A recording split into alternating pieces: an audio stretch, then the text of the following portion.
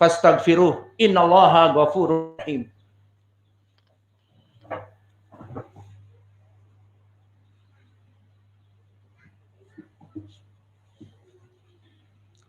Alhamdulillah wassalatu wassalamu ala Rasulillah wa ala alihi wa sahbihi wa man walah wa ashhadu an la ilaha illallah wahdahu la syarikalah wa ashhadu anna Muhammadan abduhu wa rasuluh. Maka wahai para penuntut ilmu, saya menasehati diri saya sebagai penuntut ilmu dan kalian semua, baik santri-santri dan santriwati yang ada di Ma'had Muqbil Al-Wadi'i dan juga dari murid-murid kita yang belajar melalui online, maka ketahuilah bahwa kalian yang menuntut ilmu, menghafal Al-Quran dan Sunnah, itu tidak sembarangan membawa ilmu-ilmu seperti ilmu dunia. Maka berapa dari para profesor dan doktor yang mana dia mempelajari ilmu tertentu dan mempunyai gelar tertentu, namun ternyata ujung-ujungnya dia mempunyai pekerjaan yang bisa jadi tidak berhubungan dengan ilmu yang dia pelajari. Maka seseorang yang merupakan doktorandus, yang belajar di MIPA, matematik dan ilmu pengetahuan alam, maka akhirnya dia menjadi tentara. Maka di sana ada seseorang yang belajar accounting, menjadi seorang akuntansi besar, kemudian dia masuk menjadi seorang polisi. Maka permasalahan ilmu dunia tidak apa-apa tidak tersinkronisasikan dari amal. Namun orang-orang yang mempelajari agama Islam, Al-Quran dan Sunnah, wajib padanya tersinkronisasi antara ilmu dan amal. Terjadi mulazamah, terjadi consequence antara ilmu yang dia pelajari dengan amal-amal yang harus dia amalkan sesuai dengan ilmunya. Jika dia mengetahui ini sunnah, hidupkan sunnah. Jika dia mengetahui ini bid'ah, matikan bid'ah itu. Jika dia mengetahui ini wajib, amalkan kewajiban itu. Jika dia mengetahui ini haram, jauhi perbuatan haram itu.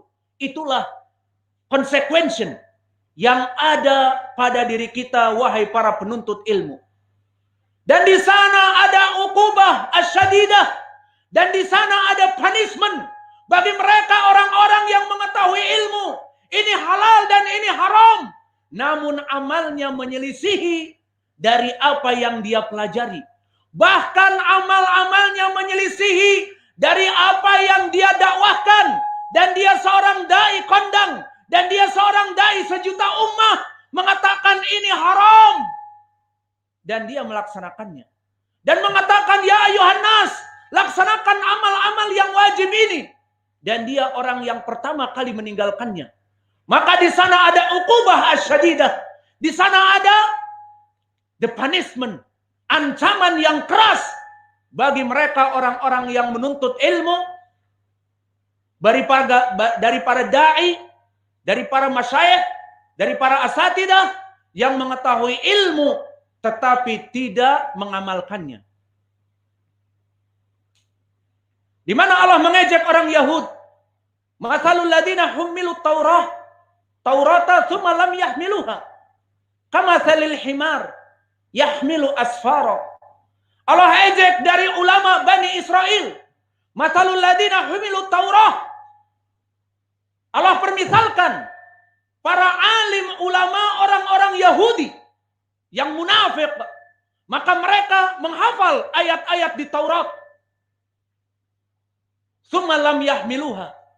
Kemudian hanya menghafal dan mendakwahkan sehingga dia menjadi singa podium.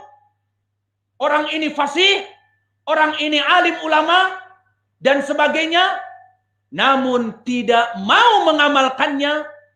Allah misalkan kamathalil himar yahmilu asfara. Bagaikan keledai dongki yang bodoh yang memanggul dari kotak-kotak yang besar dan berat yang di dalamnya kitab-kitab, namun tidak mengetahui apa isinya. Maka para keledai yang bodoh memanggul kitab-kitab dari kotak-kotak yang penuh dan besar, berat dia bawa kemudian dia tidak tahu apa isi kitab tersebut, Allah misalkan keledai dangki yang bodoh bagaikan alim ulama al-Yahud yang mana mereka membaca Taurat dan menyelisihi dari amal-amalnya. Dan Allah berfirman, ya ayyuhalladzina amanu, wahai orang-orang yang beriman, lima taqulu ma la taf'alun, kenapa kalian berbicara dari apa yang kalian jauh dari pengamalannya? Kabura maqtan indallah an taqulu ma la taf'alun, sangat besar murka Allah kepada mereka orang-orang yang just talking, neto, no action, talking only, hanya bicara dan bicara tetapi tidak ada amal. Maka Allah sangat murka kepada mereka, orang-orang yang hanya sekedar berbicara dan tidak ada action. Dan begitu pun di dalam surat Al-Baqarah Allah berfirman, "Atamurunan nasa bil bir wa tansawna anfusakum wa antum tatlunal kitab afala taqilun." Maka apakah kalian wahai jago-jago pidato, wahai macan-macan podium, wahai dai-dai sejuta umat, kalian jago hanya berkoar-koar, atamurunan nasa bil bir, kamu memerintahkan manusia kepada kebaikan dan kamu melaksanakan kemaksiatan dan tidak mengamalkan kebaikan tersebut, maka afala taqilun, mana akal-akal kalian? 3 ayat Allah menerangkan bagaimana konsekuensi mulazamah antara ilmu dengan amal.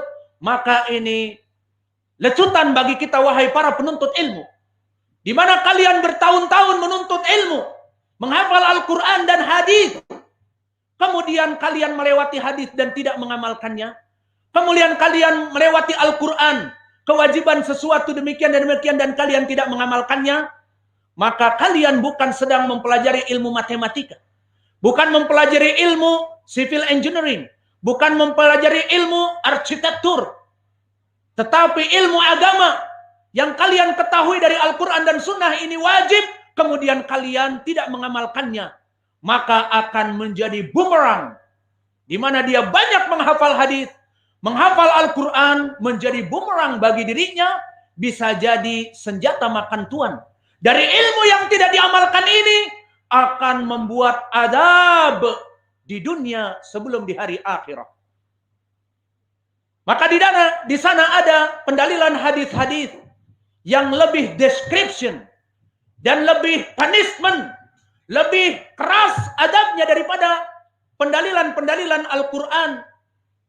Di antaranya hadis yang diriwayatkan oleh Ashabus Sunan dari 3 sahabat, dari Abu Barzah dan dari Mu'adz ibnu Jabal dan dari Abdullah bin Mas'ud, yang disahihkan oleh Imam Muhaddis Al-Albani rahimahullah dan juga disahihkan oleh Syekh kami Muqbil. Berkata Rasulullah sallallahu alaihi wa ala alihi wasallam, la tazalu qadama 'abdin yaumal qiyamah hatta yus'al an arba', maka tidak akan pernah terlewati dari manusia di hari kiamat kelak kecuali akan ditanya dari 4 perkara. An umrihi fima afnah, wa an shababihi wa jismihi fima ablah, wa an malihi min aina iktasabah wa fima anfaqah, wa an ilmihi madza amila fi. 4 perkara ini pasti akan dipertanyakan di hari kiamat setiap orang satu persatu. Pertama, dari umurnya. Umurnya diberikan oleh Allah 70 tahun. Untuk apa 70 tahun? Apakah salat? Apakah melaksanakan kewajiban-kewajiban beribadah? Dan an syababihi wa an jismihi fima ablah, dan dari badannya setiap hari dilelahkan untuk apa? Alhamdulillah dilelahkan untuk bekerja yang halal, alhamdulillah dilelahkan untuk ibadah kepada Allah, alhamdulillah dilelahkan untuk puasa dan menuntut ilmu dan sholat berjamaah di masjid, alhamdulillah. Dan begitu pun akan ditanya dari harta 2 pertanyaan. Min aina iktasabah wa fima anfaqah, dari mana dia hasilkan dan untuk apa dibelanjakan, itu dipertanyakan juga. Dan yang terakhir yang menjadi poin pendalilan kita, wa an ilmihi madza amila fi, dari ilmu-ilmu yang dipelajari oleh manusia ilmu ini. Mana konsekuensi dari ilmu itu dari amal? Dia mempelajari hari ini hukum tentang demikian dan demikian, mana amalnya? Dia mempelajari hari ini tentang kewajiban melaksanakan demikian dan demikian, mana amalnya? Dia mempelajari bahwa hukum perkara ini adalah haram, dia malah melaksanakannya, mana amalnya? Ini pendalilan di hadis yang sedikit lebih keras. Dan lebih keras lagi, seperti di dalam hadis yang diriwayatkan oleh Abu Ya'la di dalam musnadnya dari sanad Malik ibni Dinar an Sumamah ibni Abdillah dari Anas ibnu Malik. Maka hadis ini sanadnya sahih. Yang mana Sumamah rawi yang thiqah. Dan begitupun Malik ibnu Dinar imam meriwayatkan dari Anas ibnu Malik. Berkata Rasulullah sallallahu alaihi wa ala alihi wasallam, "Utitu lailatan lama usriya bi." Maka suatu hari, suatu malam, di saat aku diisrakan, aku diangkat oleh Allah ke langit dan diisrakan dari Makkah ke Baitul Maqdis dalam satu malam, maka aku ditampakkan. Ra'aitu aqwaman yukraduna bisifafihim bimaqaridin minan nar. Diriwayat yukraduna alsinatahum bimaqaridin minan nar. Aku melihat adab di api neraka manusia yang dijadikan oleh Allah gunting-gunting itu memotong. Diriwayat sifafihim yakni mulut-mulut mereka, bibir-bibir mereka. Dan diriwayat alsinatahum yakni lidah, lisan mereka dipotong. Faida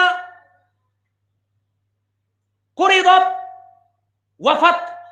Maka jika diputuskan lisannya mati langsung, kemudian dihidupkan lagi. Maka sa'altu Jibril, ya Jibril, man haula? Wahai Jibril, siapa mereka? Dikatakan oleh Nabi, haula min ummatik. Mereka itu dari kaummu wahai Muhammad. Alladzina yaquluna ma la yaf'alun. Haula min khutaba ummatik ya Muhammad. Alladzina yaquluna ma la ya'malun. Maka mereka adalah para khatib-khatib. Saya mewasiati diri pribadi saya, khatib-khatib Jum'ah, para penceramah, dai-dai sejuta umat yang menceramahi manusia menjadi singa-singa podium. Maka mereka akan dipotong lisan-lisan dan bibir mereka. Jika apa? Mereka adalah para khutbah umatmu wahai Muhammad yang menyuruh manusia kebaikan dan mereka melupakannya. Yang menyuruh manusia mencegah dari perbuatan kemungkaran dan dia melaksanakannya. Hadis ini tadi disebutkan hadis yang sahih. Dan di hadis yang terakhir lebih dahsyat dari itu dan lebih sahih. Diriwayatkan oleh Imam Muslim dari Zaid ibnu Thabit. Berkata Rasulullah sallallahu alaihi wa ala alihi wasallam, "Yu'ta yaumal qiyamah birajulin yulqa finnar fatandaliku aktaba batnihi fayaduru kalhimar firahah." Maka akan datang suatu hari, didatangkan kepada api neraka seseorang, dilemparkan dengan keras kepada api neraka, membuncah isi perutnya, keluar ususnya, dan ususnya menjadi poros bagaikan tali, seperti keledai yang berputar-putar di penggilingan. Di Yaman banyak kami melihat keledai ataupun unta yang tadi berputar-putar untuk menggiling minyak simsim ataupun minyak wijen dan yang lainnya. Maka dia berputar-putar dari satu poros dan di sini porosnya adalah ususnya yang membuncah. Maka orang ini diadab dengan adab yang perih dan pedih. Fayati ilaihi ahlun nar. Maka saking terkejutnya dengan adab yang perih dan pedih ini, berdatangan penduduk api neraka kepada orang ini. Mereka pertama terkagetkan dengan adab yang perih ini. dilemparkan kepada api neraka, membuncah ususnya, dan dia berputar-putar dengan poros ususnya seperti keledai yang berputar-putar dalam penggilingan. Maka datanglah penduduk dunia pertama karena kagetnya dari azab yang perih dan pedih. Dan yang kedua, hal yang aneh adalah mereka melihat orang-orang yang dilempar kepada api neraka seperti hadis yang sebelumnya tadi, khutbah min ummatik ya Muhammad, maka mereka orang-orang yang alim, mereka para khutbah, para khatib Jum'ah, para penceramah, para dai-dai sejuta ummah, mereka yang dilempar kepada api neraka, mereka muslimun, mereka dai ilallah, namun kenapa mereka diadab sangat perih dan pedih sehingga penduduk surga terkaget-kaget? Dan yang paling kaget lagi, mereka melihat orang ini orang yang saleh. Orang ini dulu bertemu sekali denganku di masjid. Tidak pernah aku sholat Jumat, namun suatu Jumat aku bertemu dengannya, dia menjadi khatib. Dan aku melihat iklannya, tabligh akbar. Ternyata dia dai sejuta umat. Namun kenapa dia di api neraka ini?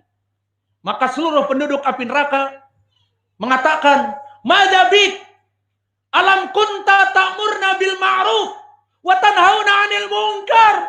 Maka apa yang terjadi pada dirimu, wahai orang alim, wahai para khatib, wahai penceramah, wahai dai sejuta umat, apa yang terjadi pada dirimu di mana engkau dimasukkan bersama kami di api neraka dan adabnya sangat perih dan pedih? Bukankah kamu dulu yang mengatakan ini halal, ini haram, kerjakanlah? Dan bukankah kamu dulu yang menasihati kami, ini haram, jangan dilakukan, jauhilah? Maka kami masuk api neraka dulu, kami tidak mendengar petuahmu, kami tidak mendengar nasihatmu, maka kami menjadi penghuni api neraka. Adapun kamu dai Allah, maka kamu yang memerintahkan kepada kami untuk melaksanakan amal-amal soleh dan mencegah